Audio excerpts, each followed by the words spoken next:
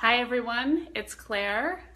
Thank you for joining me again. Today I'm hoping to use the interactive feature of Facebook Live. So if you're on, please type me a little note so I know you're there. Waiting a little bit. We just had a storm here and I had a little bit of a bad connection, so hopefully we won't be interrupted. So I have a question for you. Imagine if your best friends were Bill Gates, Mark Zuckerberg, Richard Branson, Steven Spielberg, and Oprah Winfrey. Do you think your life would be any different? I bet it would.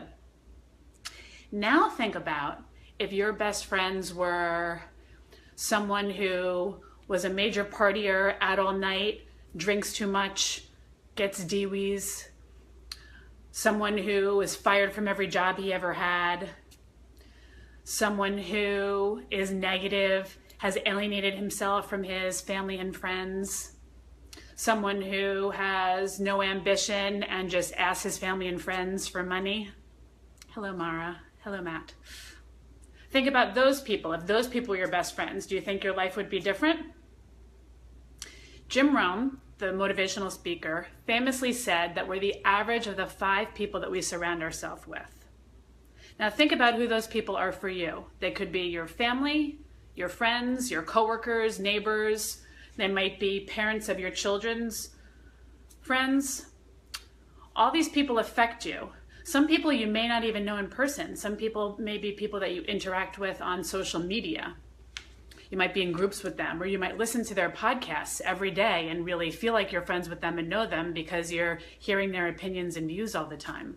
So all of these people affect what you eat, where you go to eat, what you wear, if you work out, how you work out, what you do in your free time. They affect your spending habits, what activities you have your kids do. They affect books you read and shows you watch. And most importantly, probably, is your mindset and how successful you are. So if you think about this a little bit and the people you've surrounded yourself with, you probably can find examples of this. You know, I think about being in college and living with 7 other girls and how we all started to wear the same things and be on the same schedule and join the same clubs.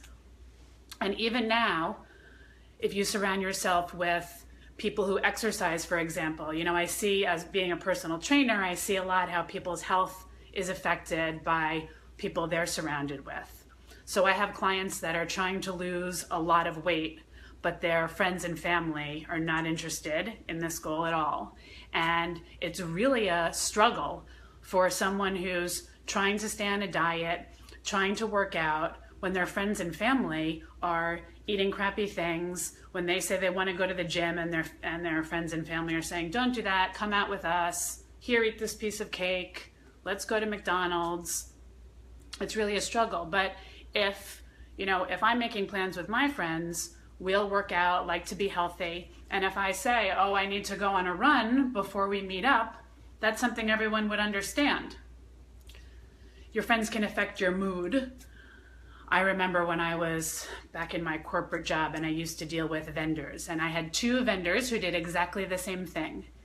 And it always struck me that when I called one of them and I would say, how are you? The guy always said, I'm great, with much enthusiasm. And obviously he wasn't always great, but he always sounded like he was, and it made you happy to talk to him. And then there was the other guy that when I would say, how are you?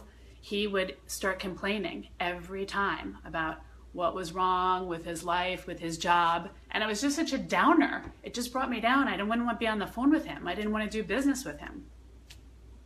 So think about your 5 people.